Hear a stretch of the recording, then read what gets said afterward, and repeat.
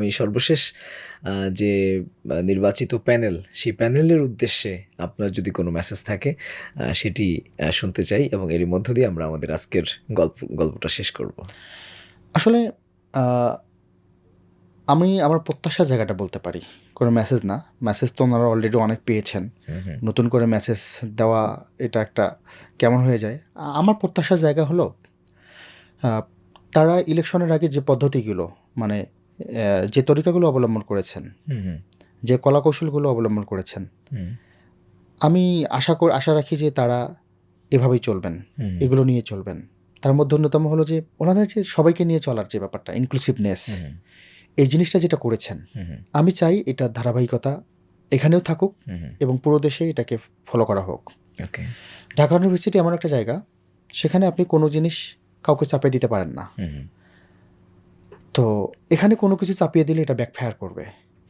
যে বোনটা আমার পর্দা করে, তার থেকে আপনি পর্দা কেড়ে নিতে পারেন না, হিজাব কেড়ে নিতে পারেন না। আর যে বোনটা আমার হিজাব পরেন না, তারও আপনি জোর করে হিজাব পরাইতে বাধ্য করতে পারেন না।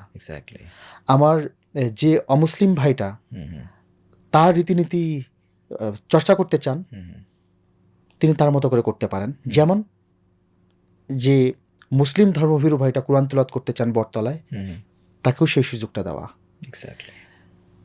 এরপর নানান চিন্তাধারার লোকজন ওখানে থাকবে, নানান আদর্শিক লোকজন ওখানে থাকবে, তাদের আদর্শগুলোকে তাদের মতো করে প্রচার করতে দেওয়া। ইভেন যদি বকাবকি শুনতে হয়, গালিগালাজও শুনতে হয়, এগুলো হজম করে ফেলা। মানে আপনার একজন অভিভাবক হলে,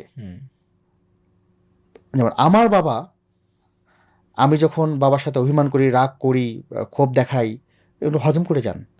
একজন মানে পিতৃত্বের ভূমিকা পালন করা, এটা আমার প্রত্যাশা থাকবে যে ডাকসুতে যারা নির্বাচিত হইলেন তারা এই জিনিসগুলো করে যাবেন। তাহলে আমরা আগামীর যে একটা নতুন একটা বাংলাদেশ দেখতে চাই, একটা সহনশীলতার বাংলাদেশ দেখতে চাই, একসঙ্গে চলার যে একটা বাংলাদেশ দেখতে চাই, আমি মনে করি যে এর মধ্য দিয়ে এটা অনেক দূর এগিয়ে যাবে। এটা হলো ডাকসুর কাছ থেকে আমার প্রত্যাশা, একজন ব্যক্তি হিসাবে বা একজন ডাকসুর দর্শক হিসাবে এটা আমার একটা প্রত্যাশা থাকবে।